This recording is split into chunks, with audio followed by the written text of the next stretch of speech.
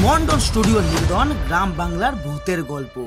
আজ আপনারা শুনবেন লেখক সত্যব্রত কাঞ্জিলালের কলমে লাস্ট লোকাল। গল্পটি খারাপ লেগেছে, ভালো লেগেছে, দারুণ লেগেছে, আপনার মনের যাই প্রতিক্রিয়া হোক না কেন একটি কমেন্ট করে জানাবেন। আর গল্পটি ভালো লাগলে অবশ্যই একটি লাইক করে চ্যানেলটিকে সাবস্ক্রাইব করে আমাদের পাশে থাকবেন। গল্প পাঠে আমি রাজীব। শুরু হচ্ছে আজকের গল্প। লেখক সত্যব্রত কাঞ্জিলালের কলমে লাস্ট লোকাল। এই কাহিনীর সমস্ত চরিত্র এবং ঘটনা কাল্পনিক। বাস্তবে জীবিত বা মৃত কোনো ব্যক্তি বা ঘটনার সাথে এর কোন রকম মিল থাকলে তা সম্পূর্ণ অনিচ্ছাকৃত এবং কাকতালীয়। গল্পে ব্যবহৃত অপ্রাকৃতিক এবং অলৌকিক ঘটনা শুধুমাত্র কাহিনীর পরিবেশনের উপক্রম মাত্র। কুসংস্কার বিশ্বাস করবেন না, কুসংস্কার ছড়াবেন না। অভিষেক আজ অনেকটাই ড্রিঙ্ক করে ফেলেছে। বেশি দিন হয়নি কোম্পানির নতুন ব্রাঞ্চ অফিসে ম্যানেজার হয়ে জয়েন করেছে। একটা সময় সেকেন্ড হ্যান্ড সাইকেল চালিয়ে যেই ছেলেটা গ্রামের রাস্তায় ভবঘুরের মতো ঘুরে বেড়াতো একটা ভালো কাজের খোঁজে, আজ সেই ছেলে বিশাল এক কোম্পানির ম্যানেজার পদ পেয়ে রীতিমতো দাপিয়ে বেড়াচ্ছে। টাকা, গাড়ি, বাড়ি, ব্যাংক ব্যালেন্স, কিসের কমতি এখন? এক কথায় অভিষেক সুখের চাদরে নিজেকে মুড়ে ফেলেছে। ব্যস্ত শহর যখন রাতের অন্ধকারে একটু ঘুমিয়ে নেওয়ার চেষ্টা করছে, ঠিক সেই সময় বিশাল পাঁচতারা হোটেলের ব্যাংকুয়েট হল মিউজিক সিস্টেমে কেঁপে কেঁপে উঠছে। অভিষেক পার্টি করছে সমস্ত অফিস কলিগদের নিয়ে। একটু আগেই এক হাতে ড্রিঙ্কসের গ্লাস আর অন্য হাতে নতুন ইন্টার্নসের কোমর ছুঁয়ে হোটেল রুম থেকে বেরিয়ে আবার পার্টিতে জয়েন করলো। ওকে গাইস, আর নয় অনেক হয়েছে। এবার তোমরা খাওয়া দাওয়া করে একে একে বেরিয়ে পড়ো। তবে হ্যাঁ, আজ যারা এনজয় করছো তারা কিন্তু কাল ছুটি করবে না, না হলে আমি কিন্তু পার্মানেন্ট ছুটি করিয়ে দেবো। ইয়েস, একদম ছুটি। আমি এবারে চললাম, গুড নাইট। অভিষেক কার ড্রাইভ নিজেই করে থাকে, ওর আবার ড্রাইভার রাখা ঠিক পছন্দ নয়। দরজা খুলে ড্রাইভিং সিটে বসতে যাবে এমন সময় ওর মনে হলো, না পারবো না, মনে তো হচ্ছে পারবো না, মাথাটা বড্ড ঘুরছে। না, একবার রঞ্জনকে বলে দেখি স্টেশন পর্যন্ত নামিয়ে দিয়ে আসুক, শেষ ট্রেনটা অন্তত পেয়ে যাব ঠিক। রঞ্জন অনেক করে বলল যে সে একেবারে বাড়ি পর্যন্ত নামিয়ে আসবে, কিন্তু অভিষেক শুনল না। অগত্যা স্যারকে স্টেশনে নামিয়ে কাউন্টার থেকে টিকিট কেটে নির্দিষ্ট প্ল্যাটফর্মে বসিয়ে দিল। যতক্ষণ না অভিষেক ট্রেনে উঠে পড়ছে ততক্ষণ রঞ্জন বসে থাকতে চেয়েছিল। তবে তুমি ফিরে যাও রঞ্জন, ট্রেনে করে বাড়ি ফিরতে এই ঘন্টাখানেক লাগবে, আর তো 10 মিনিট বাকি শেষ লোকাল আসতে। তোমার আর বসে থাকতে হবে না, তবে কাল যত সময় অফিসে চলে এসো। আর হ্যাঁ, থ্যাঙ্কস আমার স্টেশন পর্যন্ত পৌঁছে দেওয়ার জন্য। রঞ্জন চলে গেলে অভিষেক দেখল ও যেই প্ল্যাটফর্মে বসে সেখানে আর কোনো অপেক্ষাকৃত যাত্রী ওর মতো বসে নেই। এত বড় একটা শহরে যেখানে এমন জাঁকজমক স্টেশন, সেখান থেকে শেষ লোকাল ধরার জন্য কেবলমাত্র একজন প্যাসেঞ্জার। এসব চিন্তা করে কিঞ্চিত হেসে ফেলে অভিষেক। নেশায় বুধ হয়েছিল, সেই নেশার তাড়নায় চোখ দুটো বুজে আসছে। হঠাৎ তীব্র হর্ন শুনে চমকে উঠে বসার স্থান থেকে পড়ে যায় অভিষেক। চোখ বড় বড় করে দেখলো যে শেষ লোকাল ধীরে ধীরে প্ল্যাটফর্মে ঢুকছে। নিজেকে যতক্ষণে সামলে নিয়ে ট্রেনের কাছে গিয়ে দাঁড়ালো, ততক্ষণে ট্রেন হর্ন দিয়ে এগিয়ে যেতে শুরু করেছে। এরপর উদ্ভ্রান্তের মতো এদিক ওদিক পা ফেলে কোনো রকমে শেষ কোচে গিয়ে প্রবেশ করলো। রোজকার জীবনে এমন দৌড়ঝাঁপ করে শেষ পা সঠিক স্থানে ফেলাই যেন ওর কাছে অ্যাচিভমেন্ট পাওয়ার মতো। টলমল করতে থাকা হাঁটু দুটো শেষ অবস্থায় ঠিকভাবে ট্রেন কামরায় অভিষেককে চড়িয়ে দেয়। দরজার সামনে দাঁড়িয়ে হাঁপাতে হাঁপাতে একসময় প্রাণ ভরে নিঃশ্বাস নিল। তারপর সবচেয়ে কাছের খালি সিট দেখে জানলার কাছে গিয়ে বসে পড়ল। বাইরে ইতিমধ্যে বৃষ্টি শুরু হয়ে গেছে। এমন তীব্র গরমে গাড়িতে এসির ঠান্ডা হাওয়ার বদলে শেষ লোকাল ট্রেনে চড়তেই প্রকৃতির ঠান্ডা হাওয়ার সাথে বৃষ্টির ফোঁটা ফোঁটা জলকণা চোখে মুখে ছিটাতেই ওর মন আনন্দে ভরে ওঠে। এছাড়া মাঝে মধ্যে বিদ্যুতের চমক আর তারপরেই প্রবল মেঘগর্জনের সাথে চাষাবাদ জমি আলোকিত হয়ে যাওয়া, সব মিলিয়ে ট্রেনে চড়ার পর থেকে এখনো অবধি সমস্ত বাতাবরণ অভিষেকের কাছে মনোমুগ্ধকর ছিল। হঠাৎ ওর ভালো লাগার মুহূর্তটা একটি অদ্ভুত জিনিস লক্ষ্য করে গোটা শরীরের ভেতর ভীত শিহরণ খেলে গেল। ঘাড় ঘুরিয়ে খুব ভালো করে দেখলে বুঝতে পারে যে গোটা কম্পার্টমেন্ট খালি, একমাত্র ও ছাড়া আর কেউ নেই। হয়তো আবহাওয়া দপ্তর থেকে আগাম নিম্নচাপ আর বৃষ্টির পূর্বাভাস পেয়ে সকল যাত্রী আগের ট্রেনে চড়ে বাড়ি ফিরে গেছে। অভিষেক এই সবই একা একা বসে থেকে নিজের মনে মনে ভাবছিল। ভাবনার শেষ মুহূর্তে এসে একটু তন্দা ভাব লেগে গেছিল। অন্যদিকে ট্রেন নির্দিষ্ট একটি স্টেশনে এসে কিছুক্ষণ দাঁড়িয়ে আবার ছুটতে শুরু করলো। ট্রেনের গতি বাড়িয়ে এগিয়ে যাওয়ার সময় অভিষেকের চোখ দুটো সামান্য খুলে যায়। গুলি গুলি চোখে এদিক ওদিক তাকিয়ে ভীষণ অবাক হয়ে গেল অভিষেক। একটা ছোট স্টেশন থেকে এত এত প্যাসেঞ্জার কি করে উঠতে পারে? এই প্রশ্ন ওর মনের চোরা পথকে মোটেও আলোকিত করতে পারল না।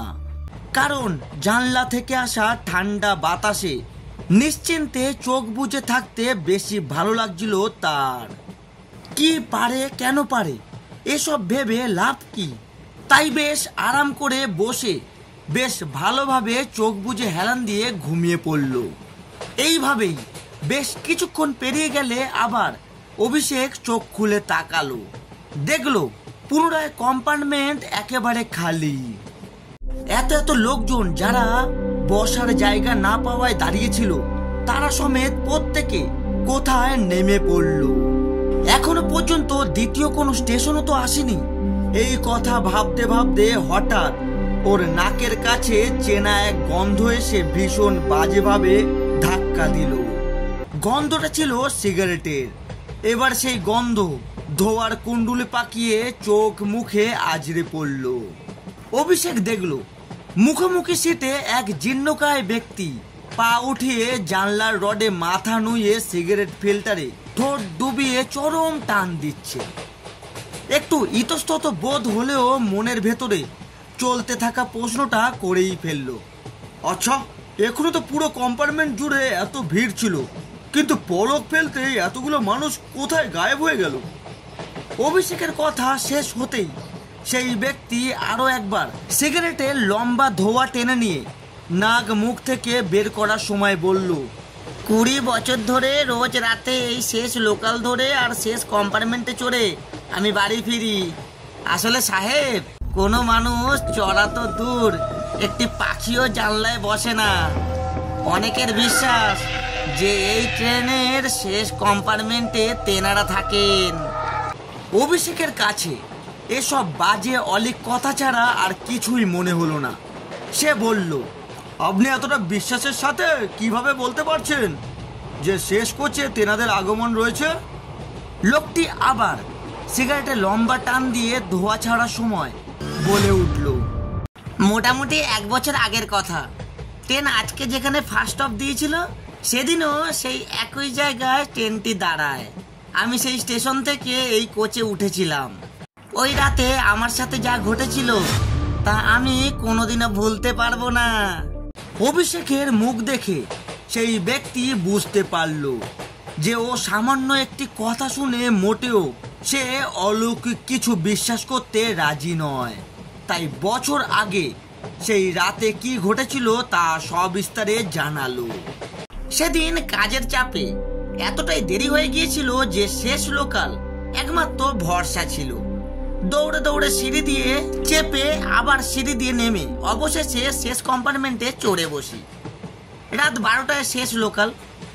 আজকের মতো সেদিনও খালি ছিল। সারাদিনের কাজের চাপ থেকে ছুটি পেয়ে এমন ফাঁকা কম্পার্টমেন্ট দেখে খুব খুশি হয়েছিলাম। দিব্যি জুতো জোড়া খুলে হাত পা ছড়িয়ে শরীর টান টান করে লম্বা সিটে শুয়ে পড়েছিলাম। কিছুক্ষণ পর যখন আমার চটক ভাঙলো তখন দেখলাম আমার সামনে বসে আছে এক ভদ্রলোক। তার হাতে খবরের কাগজ। রাত 1টার আশেপাশে কেউ খবরের কাগজ পড়তে পড়তে ট্রেন জার্নি করছে এমনটা কোনোদিন সেদিনের আগে দেখিনি। কিন্তু সেই ব্যক্তি খুব মনোযোগ সহকারে পেপারটা পড়ছিল। ওর গোটা মুখমণ্ডল কাগজের অন্তরালে ছিল। আমিও তখন চোখ ফিরিয়ে জানলার বাইরে তাকালাম। আমার এই চোখ ফেরানোতেই সেই লোকটি কাগজের অন্য পাতা খুলতে পেপারটা মুহূর্তের জন্য জড়ো করে। আর তখনই আমি ওই ব্যক্তির ভয়ঙ্কর মুখের দর্শন পেলাম। মোটা মোটা গর্ত, অর্ধ থ্যাদলানো মাথা থেকে ঝরে পড়ছে চাপা চাপা রক্ত। ঠিক যেন কেউ বারংবার মারতে মারতে গোটা মাথাটা থেদলে দেওয়ার চেষ্টা করেছে। শেষমেশ আমিও তো একজন রক্ত মাংসের মানুষ। এসব সহ্য করতে না পেরে চোখ দুটো আপনা থেকেই বন্ধ হয়ে যায়, আর সেই সঙ্গে মুখ দিয়ে দম ফাটা চিৎকার বেরিয়ে আসে। আমি পাগলের ন্যায় লম্পচম্প করে আর্তনাদ করতে থাকি। এমন সময় সেই লোকটি আমার হাত ধরে জিজ্ঞেস করলো, কি ব্যাপার দাদা, কি হয়েছে? সব ঠিক আছে তো? আমি কি কোনো সহায়তা করতে পারি? আমি চোখ মেলে তাকিয়ে দেখি লোকটির মুখ একদম ঠিক আছে। মাথা থেকে গলা পর্যন্ত এক বিন্দু রক্তের ছিটা ফোঁটা নেই। লোকটি আমার অবস্থা দেখে আর আমার শরীরের অস্বাভাবিক উত্তেজনা দেখে শান্ত গলায় বিশেষ একটা মন্তব্য করলো। এই নিন জল খান। আপনার চোখ মুখ দেখে বোঝা যাচ্ছে যে আপনি হয়তো হঠাৎ করে কিছু একটা চিন্তা করে ঘাবড়ে গেছেন। এত কিছু হওয়ার পর আমি ভাবলাম হয়তো সত্যি কোনো দুঃস্বপ্ন দেখেছিলাম।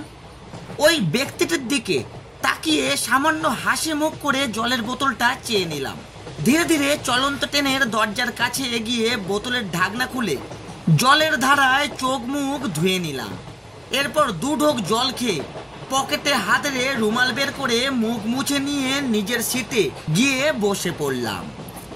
এইটুকু সময় সব ঠিকঠাক থাকলেও যখন জলের বোতলটা লোকটিকে দিতে যাব, এমন সময় দ্বিতীয়বার জোরে জোরে হৃদকম্পন শুরু হলো। সামনের দিকে তাকিয়ে দেখি লোকটি নিজের সিটে আর বসে নেই।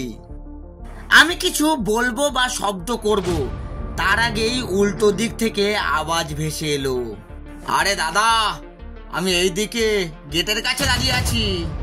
আমি প্রায় ভয়ে ভয়ে ওই ব্যক্তির কাছে এগিয়ে জলের বোতলটা দিতে গেলাম, কিন্তু সেই বোতল আমার হাত থেকে নেওয়ার আগেই দ্রুত ছুটতে থাকা ট্রেনের বাইরে লাফিয়ে পড়লো। আমি সেই সময় ওই দৃশ্য দেখে 2 মিনিটের মতো শক্ত পাথর হয়ে দাঁড়িয়েছিলাম। গলা থেকে শব্দ বের হচ্ছিল না। মিনিট 2 অতিবাহিত হয়ে গেলে ধীরে ধীরে নিজেকে সান্ত্বনা দিয়ে সামলে নেওয়ার চেষ্টা করলাম। দরজার সামনে যেই বসার সিটটা ছিল সেখানে কোনো রকমে বসে পড়লাম। চোখ বন্ধ করে পুরো ঘটনাটা শুরু থেকে ভাবছিলাম। ঠিক তখনই দরজার সামনে থেকে একটা শব্দ হাওয়ার মতো ভেসে এলো, আরে ও দাদা, আমার বোতলটা তো দিয়ে দিন। আমি ওই লোকটিকে দ্বিতীয়বার চোখের সামনে দাঁড়িয়ে থাকতে দেখে ভেতরে ভেতরে প্রবল ভয়ে প্রায় মরতেই বসেছিলাম। কিন্তু বেঁচে থাকার লড়াই একজন মানুষকে দিয়ে কি কি করিয়ে নিতে পারে সেটা ওই দিন হাড়ে হাড়ে টের পেয়েছিলাম। আমি তখন এক ঝটকায় সিট থেকে উঠে উল্টো দিকের দরজা লক্ষ্য করে দ্রুত হেঁটে পৌঁছালাম। ঈশ্বরের আশীর্বাদ ছিল তাই ভাগ্য আমার সাথে ছিল, নয়তো দরজার কাছে গিয়ে দাঁড়াতেই স্টেশনের দেখা মিলতো না। ট্রেনটা থামতেই ঝাঁপিয়ে প্ল্যাটফর্মে নেমে পড়ি। যতক্ষণ না ট্রেন স্টেশন ছেড়ে বেরিয়ে যাচ্ছিল আমি ততক্ষণ দাঁড়িয়ে কম্পার্টমেন্টটা দেখছিলাম। ট্রেনের হর্ন বেজে উঠতেই ধীরে ধীরে ট্রেনের চাকা পাক খেতে শুরু করলো, আর সেই সঙ্গে দেখলাম ওই ব্যক্তি দরজার কাছে দাঁড়িয়ে আমার দিকে হাসি মুখে তাকিয়ে আছে। ট্রেনটা যতক্ষণ না আমার চোখ থেকে একেবারে মিলিয়ে গেল ততক্ষণ আমি ওখানেই দাঁড়িয়েছিলাম। ব্যাস, ওই দিনের পর থেকে ভুল করেও আমি কোনোদিন এই কম্পার্টমেন্টে চড়িনি। অনেকে বলেছিল যে এই কম্পার্টমেন্টে চললেও তেমন কোনো অসুবিধা হবে না, তবে ভুল করেও যদি তুমি ঘুমিয়ে পড়ো তাহলে তোমার মস্তিষ্কে তুমি নয়, সেখানে অন্য কেউ কবজা করে দখল নেবে। এই তো 4 দিন আগের কথা। আমি নিজেকে অনেক বুঝিয়ে সুঝিয়ে প্রবল চেষ্টা করলাম জেগে থাকবার। চোখ দুটো বড় বড় করে খুলে রাখলাম, কিন্তু আমার চেষ্টা বিফলে গেল আর আমার চোখ জুড়ে ঘুম নেমে এলো। ঘুমিয়েছি তাও মোটামুটি 30 মিনিট হবে। যখন আমি ঘুম ভেঙে তাকালাম তখন কেমন যেন অস্পষ্ট লাগছিল সবকিছু। অনেকটা জ্ঞান হারাবার পর ফিরে আসলে যেমনটা হয় ঠিক তেমনটা। তারপর চোখের জ্যোতি স্পষ্ট হয়ে উঠলে সামনে তাকিয়ে দেখি যে আবারও কেউ একজন সিটে বসে খবরের কাগজ পড়ছে। এক ঝটকায় স্মৃতির পাতা উল্টে মনের মাঝে উকি দিয়ে উঠল 1 বছর আগের সেই রাতের একই রকম ঘটনা। আগের বার রক্ষা পেলেও এইবার হয়তো আর সম্ভব নয়। ভয়ে হাত পা কাঁপতে শুরু করলো আর আমি চিৎকার করে উঠলাম। 2 হাত সামনের দিকে বাড়িয়ে বিভৎস রকম চিৎকার করতে করতে গেটের দিকে দৌড়ে গেলাম। কিন্তু ছুটতে থাকা ট্রেন থেকে তো আর সুস্থ মাথায় ঝাঁপ দিতে পারি না। এমন সময় পিছন থেকে কেউ আমার কাঁধে হাত রাখলো। মুখ ঘুরিয়ে দেখার আগেই খবরের কাগজ প্রবল হাওয়ায় ফুরফুর করে উড়ে গিয়ে দরজার বাইরে বেরিয়ে গেল। সেটা দেখতে পেলাম। বুঝতে আর বাকি রইল না যে আমার ঠিক পিছনে ওই হাতের মালিক আসলে কে। কি হলো দাদা, সব ঠিক তো? কোনো প্রবলেম? আচ্ছা এই নিন 2 ঢোক জল খেয়ে নিন। আমি তাড়াতাড়ি দরজা থেকে ঘুরে কাঁধ থেকে এক ঝটকায় হাতটা সরিয়ে ফেললাম। না না, আপনি আপনি আমার থেকে দূরে সরে যান। আপনি দূরে যান। আমার কোনো রকম সহানুভূতি বা জলের বোতল কিচ্ছু চাই না। আপনার থেকে আমার কিচ্ছু চাই না। আপনি শুধু আমার থেকে দূরে সরে যান। আমার এই কথাটা শোনার পরে লোকটা কিছুক্ষণ একদম শান্ত স্বভাবে দাঁড়িয়েছিল। তারপর হঠাৎ বলে উঠল, বোকা কোথাকার! এ তোর উপকার করতে চায় আর তুই একে ভয় পাচ্ছিস? একটা জলজ্যান্ত মানুষের মধ্যে থেকে অন্য একজন ভারী গলায় কথাটা বলে উঠল। আর আমি সব দেখে শুনে কাঁদতেই যাচ্ছিলাম। তখনই আমায় বলে উঠল, ভয়, তাই না? ভয় তো আমি এবার তোকে দেখাবো। ব্যাস এতটুকু বলেই ওই লোকটি হাত দুটো কম্পার্টমেন্টের মেঝেতে রেখে পা দুটো শূন্যে ওপর দিকে উঠিয়ে দেয়। তারপর প্রবল জোরে মাথাটা ঠুকে দেয় মেঝের ওপর। আমি তাকিয়ে দেখলাম গল গল করে রক্তের ধারা চুলের ডগা বেয়ে নিচে আসছে। এইভাবে বারবার মাথা ঠুকতে থাকে, ঠুকতেই থাকে তো ঠুকতেই থাকে। আর তারপরেই আমার দিকে মুখ উঠিয়ে হাসতে হাসতে বলল, 1 বছর আগে আমি তো তোর সামনে খবরের কাগজ পড়ছিলাম। তখন তুই আমার মুখের দিকে তাকিয়ে আজকে উঠেছিলিস। আচ্ছা, আজকের মতো এমনই ভাঙা চোরা বিকৃত মুখশ্রী দর্শন সেদিনও তো তুই পেয়েছিলিস, তাই না? সব শুনে আমি যেন পাথরের মূর্তির মতো দাঁড়িয়ে রয়েছিলাম। উত্তর দেওয়ার মতো ভাষাও হারিয়ে ফেলেছিলাম। হঠাৎ সেই ভয়ঙ্কর হাসি আবারও হেসে নিয়ে বলে উঠল, এবার দেখ, আমি এই গোটা মাথা ধর থেকে আলাদা করে দেব। কথাটা বলে উঠেই কম্পার্টমেন্টের দরজায় মাথাটা হাতুড়ির মতো পিটতে থাকে। এই ভয়ঙ্কর দৃশ্য আর দেখতে পাচ্ছিলাম না। 2 চোখের সামনেটা সম্পূর্ণ অন্ধকার হয়ে আসার আগে দেখলাম লোকটি আচমকায় বাইরে ঝাঁপ দিয়ে পড়ল। না, ঠিক পড়ল না, পড়ার আগে লোহার ইলেকট্রিক পোলে ধাক্কা খেয়ে থেতলে গেল। একটা চাপা মরণ আর্তনাদ ধূপ করে পিছন দিয়ে সরিয়ে নিয়ে গেল দ্রুত ছুটতে থাকা ওই লোকাল ট্রেন। ওই লোকটি তার সাথে ঘটে যাওয়া ঘটনা শেষ করতেই যাচ্ছিল কি তখনই অভিষেকের মুখে বড় অদ্ভুত ধরনের হাসি খেলে গেল। অভিষেক হাসি থামিয়ে বলল, মশাই, গল্প তো বেশ ভালোভাবে গুছিয়ে বলতে পারেন। আর আপনি যে এই ইনসিডেন্ট নিয়ে কথা বলছিলেন সেটা তো 4 দিন আগের। তবে কাল তো আপনি এই ট্রেনে শেষ কম্পার্টমেন্টে চড়েননি। কাল আমি এই কম্পার্টমেন্টে চড়েছিলাম, আর কাল আমি মরেছিলাম এই ট্রেনে, এই কম্পার্টমেন্টে। অভিষেক ভেবেছিল এতক্ষণ যেই লোকটি ওকে এসব আজে বাজে কথা বলে ভয় দেখানোর চেষ্টা করছিল, এবার না হয় তাকেও একটু ভয় দেখিয়ে মজা নেওয়া যাক। কিন্তু বিষয়টা সম্পূর্ণ পাল্টে গেল। অভিষেকের কথা শুনে ভয় তো দূর, লোকটি অল্প হেসে বলে উঠল, গড়গড়িয়ে দৌড়াতে থাকা লোকাল ট্রেনে বসে থেকে কাউকে ভয় দেখানোর জন্য বেশ চরমপদ উক্তি ছিল আপনার। অভিষেক সাহেব, আপনি বলছেন ঠিকই, তবে একবার চিন্তা করে দেখুন যে আপনি যখন চাপলেন তখন কিন্তু একাই ছিলেন। চোখ জুড়িয়ে ঘুম আপনারই এসেছিল, আর গোটা কম্পার্টমেন্ট জুড়ে প্যাসেঞ্জার কেবল আপনি দেখেছিলেন। এরপর সেই সমস্ত প্যাসেঞ্জার আপনার সামনেই তো গায়েব হয়ে যায়। অভিষেক এই সমস্ত কথা শুনে মাটির মূর্তির মতো বসে রইল। চোখ দুটো ক্রমশ বড় হয়ে আসছে, কপাল জুড়ে বিন্দু বিন্দু জলকণার ঘাম জমতে শুরু করেছে। মদের নেশাটা সেকেন্ডের মধ্যেই কর্পূর হয়ে উবে গেল। চুপচাপ সামনে বসে থাকা লোকটিকে দেখতে থাকে, সে কিভাবে এতগুলো কথা বলে ঠোঁটের ফাঁকে সিগারেট গুজে দিব্যি ধোঁয়া টেনে চলেছে। অভিষেক এতক্ষণ অন্ধকার জগতে বিলীন হয়েছিল। পাশের রেলওয়ে ট্রাক দিয়ে হর্ন বাজিয়ে বিপরীত দিকে দ্রুত একটি ট্রেন পাশ কাটিয়ে চলে গেল।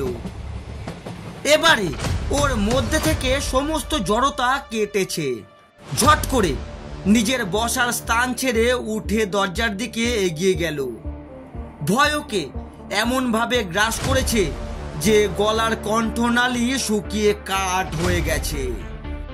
নিজের সাইড ব্যাগ থেকে জলের বোতল বের করে ঢক ঢক করে জল খেয়ে পুনরায় নিজের বসার জায়গায় এসে দেখে যে ওই লোকটি যেখানে বসেছিল সেখানে এখন আর নেই।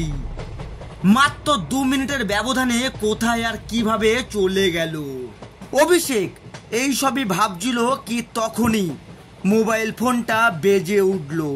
স্ক্রিনে চোখ যেতেই দেখলো আনসেভড নাম্বার। হ্যালো বলতেই খুব চেনা জানা গলার স্বর শুনতে পেল। আপনি তো ঠাট্টা করে বললেন যে কাল আপনার এই কম্পার্টমেন্টে মৃত্যু হয়েছে, কিন্তু সত্যটা হলো মারা গিয়েছিলাম আমি। চলন্ত ট্রেন থেকে ঝাঁপ দিয়েছিলাম আমি। কাল নয়, আজ থেকে 10 বছর আগে। অভিষেকের মস্তিষ্কে যেন ভয় এসে তাণ্ডব নৃত্য করছে। ও চোখ ঘুরিয়ে সেই বসার স্থানে তাকালো যেখানে ওরা এতক্ষণ বসে থেকে গল্প গুজব করছিল, কিন্তু সেখানে কাউকে বসে থাকতে দেখলো না ঠিকই। তবে হাড় কাঁপানো একটি শব্দ শুনে হৃদস্পন্দন প্রায় বন্ধ হয়ে আসছিল। সর্বপ্রথম শব্দটা ভেসে আসে ওই শূন্য বসার সিট থেকে। এবারে শব্দস্থান পরিবর্তন হলো। কেউ যেন রড নিয়ে সিটগুলোর লোহার ফ্রেমে ঠেকিয়ে ঠেকিয়ে ওর দিকে এগিয়ে আসছে। অভিষেকের 2 পা লোকাল ট্রেনের মেঝের ওপর শক্ত আঠার মতো চিটে রয়েছে। চেয়েও নড়তে পারছে না। 2 হাত শক্ত করে সামনের সিট ধরে দাঁড়িয়ে রইল। যেই হোক সে কিন্তু বিকট শব্দ করতে করতে অভিষেকের অনেক কাছে চলে এসেছে। মুহূর্তের মধ্যে অভিষেককে কোনো এক অদৃশ্য হাত গলার ঘেঁটি ধরে শূন্যে উঠিয়ে মেঝের ওপর ছুঁড়ে ফেলে দিল। ব্যথায় কুগড়ে কাঁপা কাঁপা চিৎকার বেরিয়ে আসে। ওর ওই চিৎকার বেশিক্ষণ ছিল না, কারণ ওর গলা ধরে ছেঁচড়ে ছেঁচড়ে কেউ যেন দরজার বাইরে নিয়ে গিয়ে ধরেছে। তার দম বন্ধ হয়ে আসছে, নিঃশ্বাস নেওয়াও কঠিন হয়ে পড়েছে। চলন্ত ট্রেনের বিপরীতমুখী হাওয়ার দাপটে চোখ খুলতেও পারছে না সে। হাওয়ার তীব্র শো শো শব্দ কানের পর্দা ফাটিয়ে দেবে এমনটাই অভিষেকের মনে হচ্ছিল। হঠাৎ বাতাসের সেই শব্দ বদলে গেল। কেউ একজন বলে উঠল, আজ কি অবস্থা হলো রে তোর? এতদিন কত ইচ্ছে ছিল তোর নিজেকে বড় মাপের করে তোলা, না? টাকা, গাড়ি, বাড়ি, অফিস এসব সুখ ভোগ করবি, কিন্তু আজ তো সব শেষ হয়ে গেল তোর রে। মৃত্যুর শেষ সময় এসে দাঁড়িয়েছিস। আমার টাকা পয়সা সমস্ত লুট করে তোরা 4 জন সরে পড়েছিলি, পথের ভিখারি বানিয়েছিলিস আমাকে। এক সময় সহ্য করতে না পেরে আজ থেকে 10 বছর আগে এই ট্রেন থেকে ঝাঁপ দেওয়ার আগে শপথ নিয়েছিলাম একদিন না একদিন তোদের 4 জনকে এই লোকাল ট্রেনের শেষ কম্পার্টমেন্টে এনে নিজের হাতে মারবো। তোর 3 বন্ধু তো অনেক আগেই চলে গেছে, বেঁচে ছিলি শুধু তুই। এইবার তোর সময় এসেছে। না, আমায় মারিস না, ক্ষমা কর প্লিজ, ক্ষমা কর, আমাকে ক্ষমা করে দে। আমি ভুল করেছিলাম, স্বীকার করছি আমি ভুল করেছিলাম। না না। অভিষেক আর ওর মৃত 3 বন্ধুর অতীতে এক বড় মাপের বন্ধু ছিল। ভাই অভিষেক, তোরা যেখানে যেখানে বলেছিস আমি তো সেখানে সেখানে লগ্নি করেছিলাম, কিন্তু আমি তো এখন বরবাদ হয়ে গেলাম। এই বাড়ি যেটা ছিল সেটাও তো হাতছাড়া হতে বসেছে। আমি কি জানি বল, এসব ক্ষেত্রে ঝুঁকি তো থাকবেই। এখন আমি চলি, বুঝলি? আরে আমিও চলি। আরে ভাই আমিও চলি। না ভাই, আমায় ছেড়ে যাস না, আমি পথে বসে যাব। তোরা আমায় সাহায্য কর বন্ধু। দুঃখিত ভাই। আরে ভাই আমরা কিছু করতে পারবো না। আরে ভাই পারবো না কিছু করতে। অভিষেক আর ওর 3 বন্ধু একটা সময় ঠকিয়ে অনেক উঁচুতে উঠলেও ভবিষ্যতের পথ কাঁটায় বিছিয়ে রেখেছিল। আর সেই কাঁটা যথা সময়ে গলায় বিঁধে প্রাণটা নিয়ে তবেই ছাড়ল। অর্থাৎ প্রত্যেকটা মানুষকেই তার নিজের কর্মের ফল বেঁচে থাকতেই ভোগ করতে হয়। এতক্ষণ শুনছিলেন লেখক সত্যব্রত কাঞ্জিলালের কলমে লাস্ট লোকাল। গল্পটি কেমন লাগলো অবশ্যই একটি কমেন্ট করে জানাতে ভুলবেন না। আর ভিডিওটি ভালো লাগলে অবশ্যই একটি লাইক করে চ্যানেলটিকে সাবস্ক্রাইব করে আমাদের পাশে থাকবেন। আজ এতটুকু, দেখা হচ্ছে আরো একটি নতুন গ্রাম বাংলার ভূতের গল্প নিয়ে। ততক্ষণ নিজে ভালো থাকুন আর সকলকে ভালো থাকতে সাহায্য করুন।